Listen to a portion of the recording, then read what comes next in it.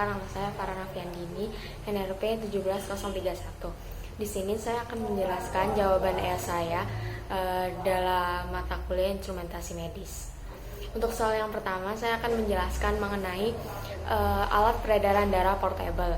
Di sini saya menjelaskan mengenai alat pengatur tekanan darah portable. Yang pertama adalah mengenai diagram alat. Alat ini digunakan oleh pengguna berupa tensimeter digital portable, yang dimana nantinya hasil dari pembacaan tekanan darahnya akan dikirimkan data melalui SMS ke Android atau smartphone pengguna. Nah, data tekanan darah ini akan terjadi selama 5 menit per 24 jam, sehingga ia akan rutin secara terus-menerus untuk mengirimkan data ke pengguna. Karena hal ini sangat dibutuhkan dalam tensimeter digital portable yang akan dibuat untuk kali ini.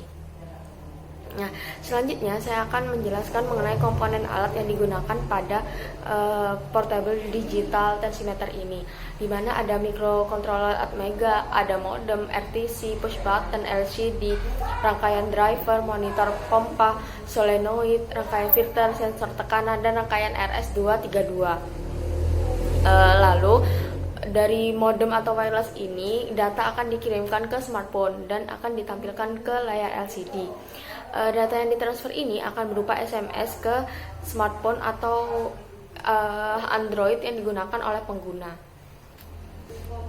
Nah, untuk penjelasan mengenai deskripsi alat, dapat dijelaskan bahwa alat tersebut memiliki microcontroller Atmega 3A untuk memberikan instruksi kepada multi-intercom untuk memompa udara atau angin ke pipa handcap yang sampai ke tekanan tertentu.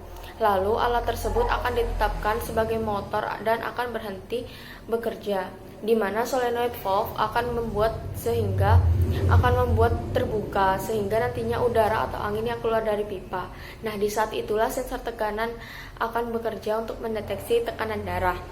Sinyal hasil penafsiran dari sensor akan diterima oleh rangkaian amplifier dan menguatkan sinyal dari sensor.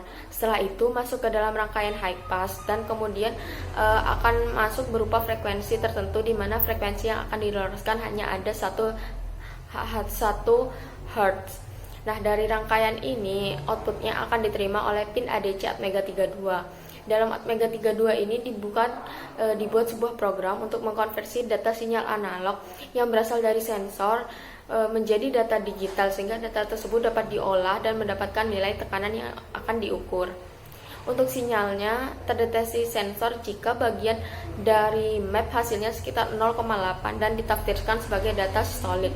Sedangkan untuk sisa sinyal tegangan yang akan dibagikan dengan map sekitar 0,5 kali 5 ditafsirkan sebagai tekanan data diastolik. Tidak hanya itu, nantinya alat ini digunakan sebagai tensimeter otomatis secara 5 menit per 24 jam yang kemudian datanya dilihat melalui SMS. Nah, tekanan darah pengguna ini nantinya akan terpantau setiap menitnya, di mana SMS gateway ini digunakan dengan bantuan media berupa modem wave M13068, sehingga data yang diterima pada smartphone itu berupa penggunaan hanya yang terukur dari alat microcontroller. Sedangkan untuk jenis metode ini digunakan denyut jantung sekitar 72 denyut per menit, di mana ia akan dapat menghitung tekanan diastolik dan sistolik atau DBP dan SBP. Nah, SMS ini nantinya dibantu dengan RTC DS1307, di mana ia akan secara otomatis menyesuaikan jam, menit, dan hari. Bahkan bulan pun dia akan langsung menyamai dengan hari yang ada saat ini. Nah, nantinya pada RD232 ini data diubah menjadi data serial yang akan dikirimkan melalui DB9, dan modem untuk selanjutnya dikirimkan berupa SMS melalui smartphone pengguna.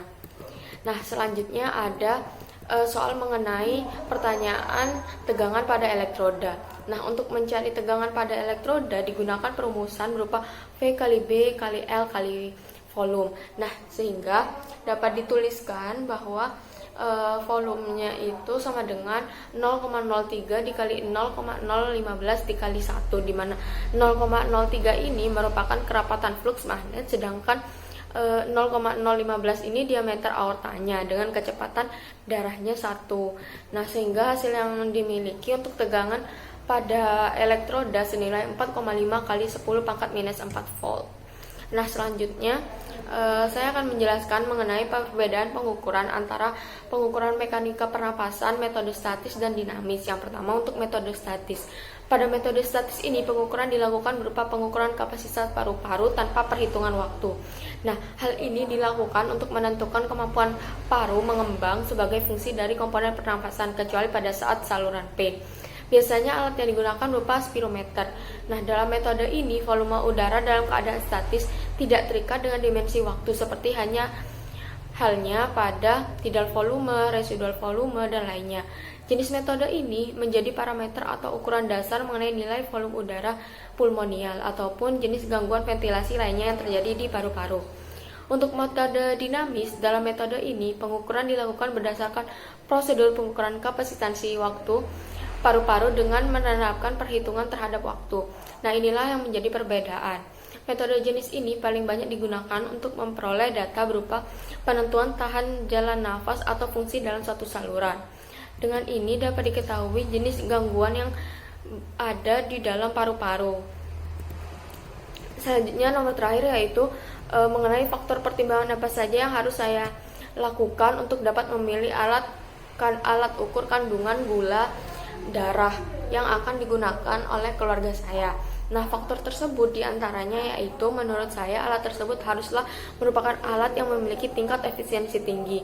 Berarti alat tersebut bekerja hanya dengan sedikit sampel. Misalkan 0,4 sampai 0,6 mikrometer liter saja. Hal ini dikatakan bahwa darah yang dibutuhkan semakin sedikit dan kemungkinan untuk pengambilan sampel ulang semakin kecil.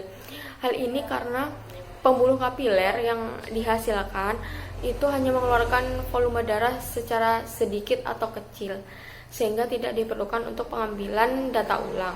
Selanjutnya, hal yang saya pertimbangkan yaitu kapasitas data yang harus ditampung oleh alat tersebut, di mana data dari anggota keluarga saya itu membutuhkan pengecekan kadar gula secara berkala.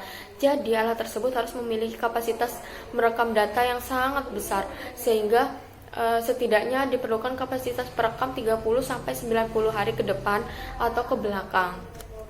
Nah, kemudian faktor yang terakhir yaitu mekanisme alat, di mana saya harus menggunakan alat yang menggunakan mekanisme kerjanya sangat mudah untuk digunakan. Nah, hal ini karena alat ukur dengan pengurangan yang sangat singkat dapat digunakan dalam berbagai aktivitas atau saat beraktivitas. Jadi semakin gampang atau semakin mudah penggunaan dari alat tersebut, maka saya akan semakin memilihnya dengan tentunya ukuran layar atau LCD yang sesuai dengan penggunaan, di mana itu tidak terlalu kecil dan tidak terlalu besar, namun tetap bisa dibaca secara gampang ketika kita sedang beraktivitas. Sekian yang dapat saya sampaikan, semoga bermanfaat. Wassalamualaikum warahmatullahi wabarakatuh.